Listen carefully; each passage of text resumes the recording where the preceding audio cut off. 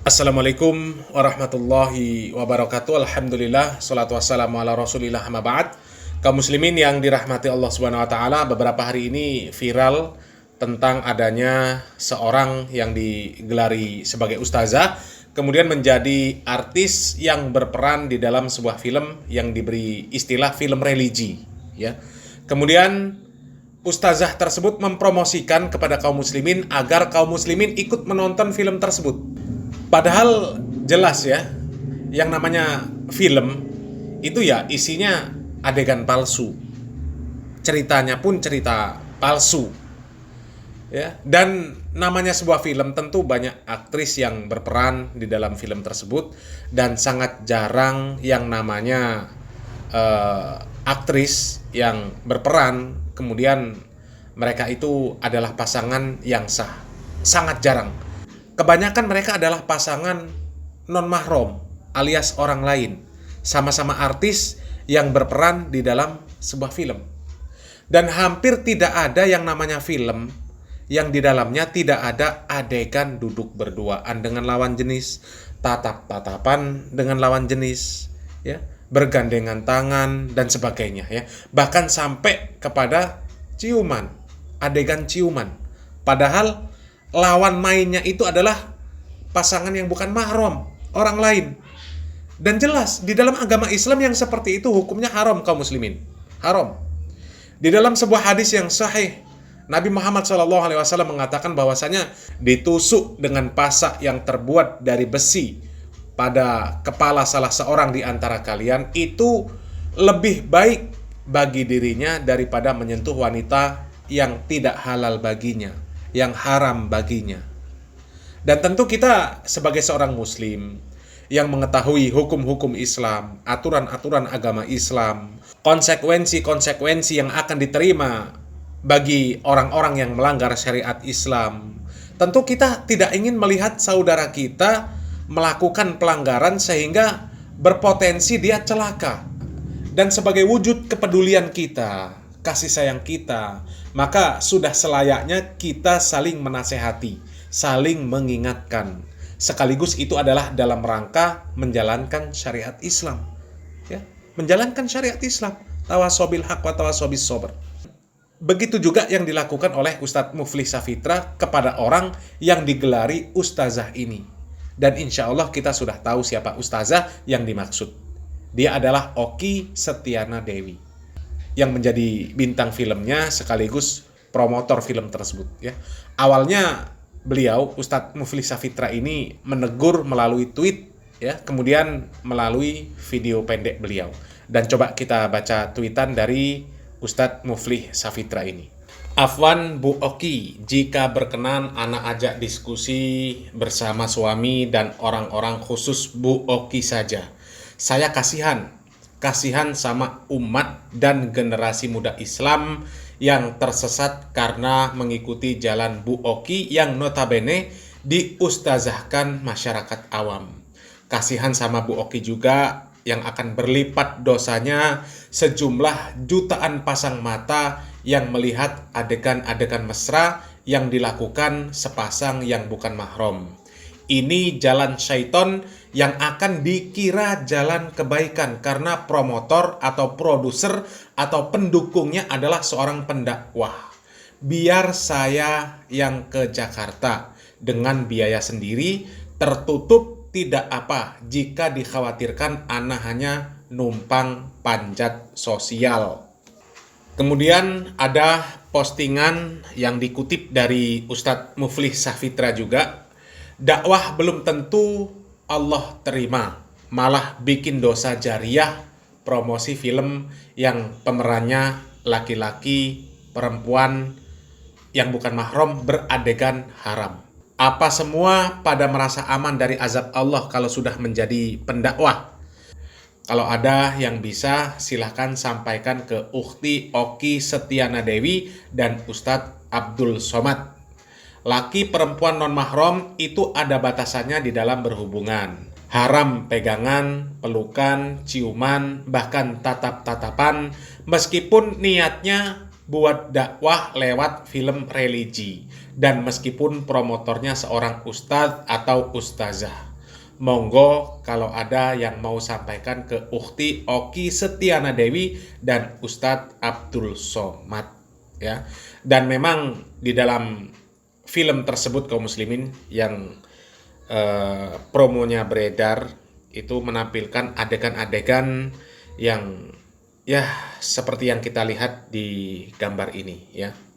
Tentu yang seperti ini tidak layak dilakukan oleh seorang muslim ya, apalagi ditambah dengan menyebarkannya, ditambah lagi mengajak untuk menyaksikan adegan tersebut ya, sangat tidak layak kaum muslimin. Dan mudah-mudahan tweet yang beliau buat ini sudah sampai kepada mereka yang dimaksud dan menjadi kebaikan untuk semuanya, menjadi amalan soleh ya, tawasobil haq wa tawasobil sabr. Dan ada sebuah video kaum muslimin dari Ustadz Muflih Safitra.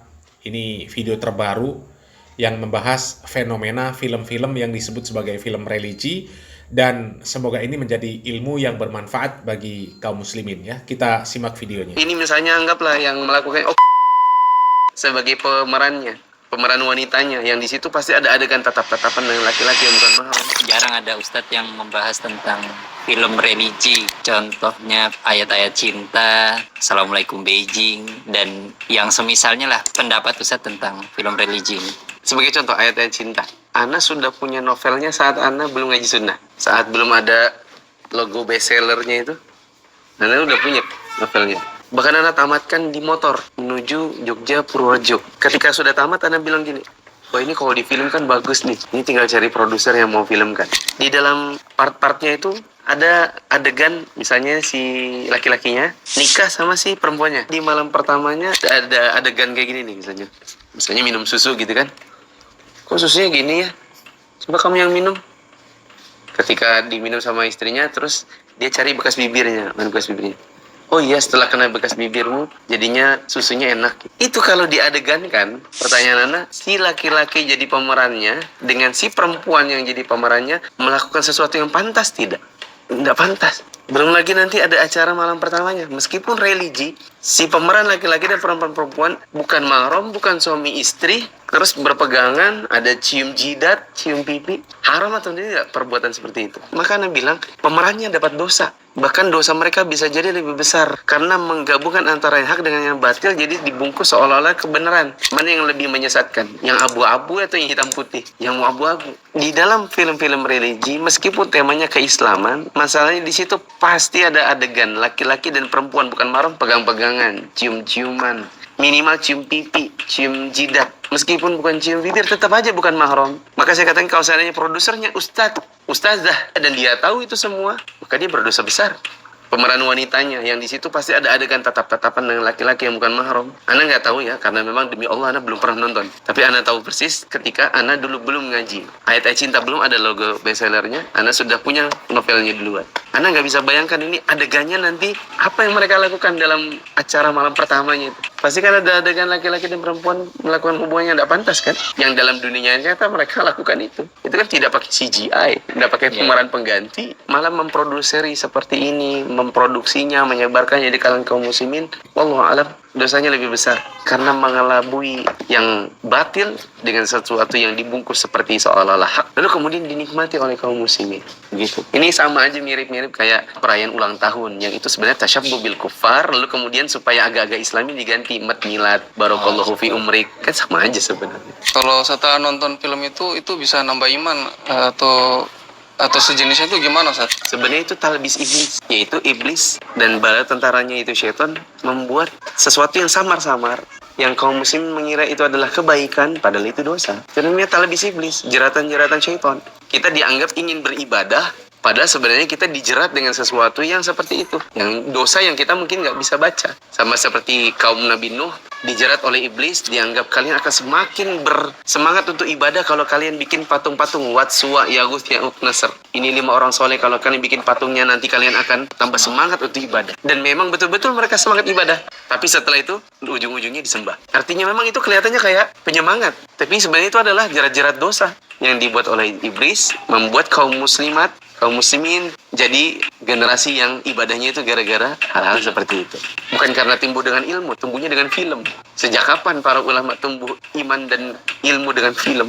Ustadz, ustazah, Anda panutan, Anda qudwah di kalangan umat. Apa yang Anda lakukan berupa dosa, itu akan menjadi pembenaran di kalangan umat. Bila Anda lakukan secara sengaja, Anda tahu hukumnya, diikuti umat, dosa Anda berkali lipat. Anda yang ustadz, ustazah, yang memproduksi dan menyutradari atau yang menyetujui atau bahkan ikut melakoni di dalamnya. Film-film yang di dalamnya di situ ada adegan laki perempuan bukan mahram cumbu, cium jidat, cium pipi, Anda dosa kali lipat karena sebanyak pasang mata akan melihat, sementara Anda adalah penyebabnya, Anda yang menjadi pembenarnya, Anda bahkan jadi promotornya. Luar biasa dosa Anda di hari kiamat. Sementara dakwah Anda belum tentu diterima oleh Allah.